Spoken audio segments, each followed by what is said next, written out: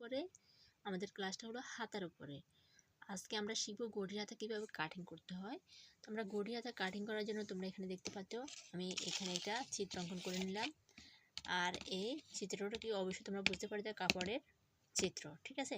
কাপড়টা হবে 2 বা 4 পার্ট। আর হাতা কাটিং করার জন্য হাতা নিয়ে বললাম কত লম্বা 7 ইঞ্চি এবং চড়া নিলাম 7 ইঞ্চি। আমি এখানে ইঞ্চিটা দিই নেই, ভুল হয়ে গেছে আমার। আচ্ছা 7 ইঞ্চি হবে, 7 ইঞ্চি। এবার এই যে মুহুরি এটা দেখতে পাচ্ছ এখানে হবে 5 ইঞ্চি।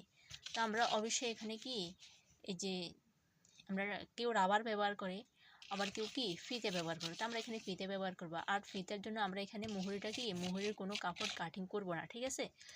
আমরা এখানে কোনো কাপড়ে কি কাটিং করব না, যতটুকু আছে আমরা অতটুকু রাখবো।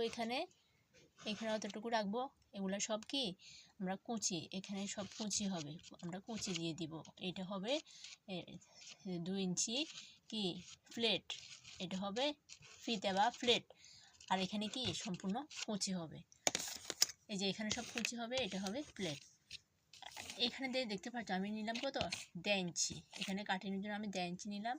প্রথমে আমরা 2 ভাঁজে কি প্রথমে একটা শেপ দিব, এই শেপটা দ্বিতীয় শেপটা আমরা পরে দিব। আমরা প্রথমে এই শেপটা দিয়ে কাটিং করে নিব। নেওয়ার পরে আমাদের জামার যে প্রথম অংশের সাথে হাতার যে অংশটা জোড়া লাগাবো আর কি, আমরা জোড়া দিবে ওই অংশ থেকে আমরা আবার একটু হালকা করে একটু শেপ করে নিব। তাহলে আমাদের হাতার সামনে ছেড়ে কি অনেকগুলা কাপড় একসাথে হয়ে থাকবে না, ঠিক আছে।